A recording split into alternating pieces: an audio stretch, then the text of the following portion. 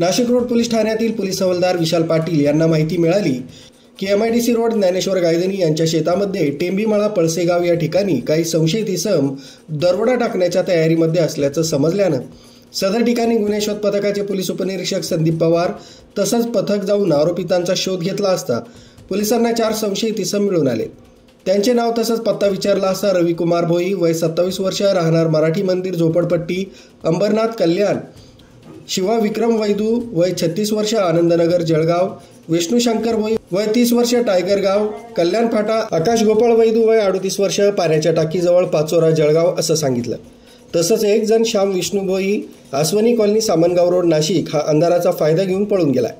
सदरचे इसम हे दरोडा टाकण्याच्या उद्देशानं मिळून आल्यामुळे पोलीस हवालदार विशाल बाळकृष्ण पाटील यांनी नाशिक रोड पोलीस ठाणे इथं फिर्याद दिली आहे।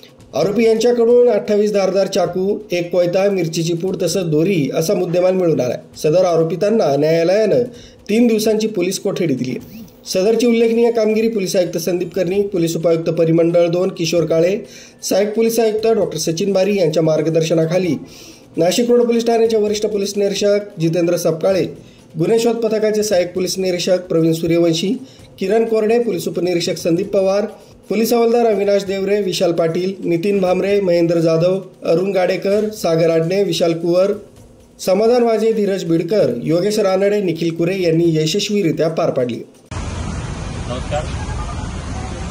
काल नाशिक रोडचे आमचे डीबीचे पोलीस ऑफिसर विशाल पाटील यांना मिळालेल्या गोपनीय माहितीनुसार त्यांनी ती माहिती सपकाळे साहेबांना दिली आणि त्याच्यानुसार डीबी इन्चार्ज पवार साहेब आणि त्यांच्यासोबत टीम यांनी एक कुंभी ऑपरेशन त्या ठिकाणी राबवलं आणि त्याच्यामधून या गुन्ह्यामध्ये एकूण 4 इसम आहेत ज्यांची नावं निष्पन्न झालेली आहेत आणि एक इसम आहे जो नावं निष्पन्न झाली मात्र तो आता सध्या फरार आहे। असे 5 लोकांना ज्याच्यामधले रवी भोई, शिवा वैदू, त्यानंतर विष्णू भोई आणि आकाश वैदू असे यामधील 2 आहेत राहणारे कल्याणचे आणि 2 आहेत राहणारे जळगावचे असे 4 आरोपी आणि 1 आरोपी आहे तो अजूनही फरार आहे। तर 5 आरोपितांना त्या ठिकाणी अटक केलेलं आहे। आपण या ठिकाणी बघू शकता की त्यांच्याकडून जवळपास 28 असे लहान लहान चाकू जप्त करण्यात आलेले आहेत आणि सोबत एक कोयता, त्यानंतर एक रस्सी आणि त्या ठिकाणी तिखटाची पावडर पण त्या ठिकाणी जप्त करण्यात आलेली आहे।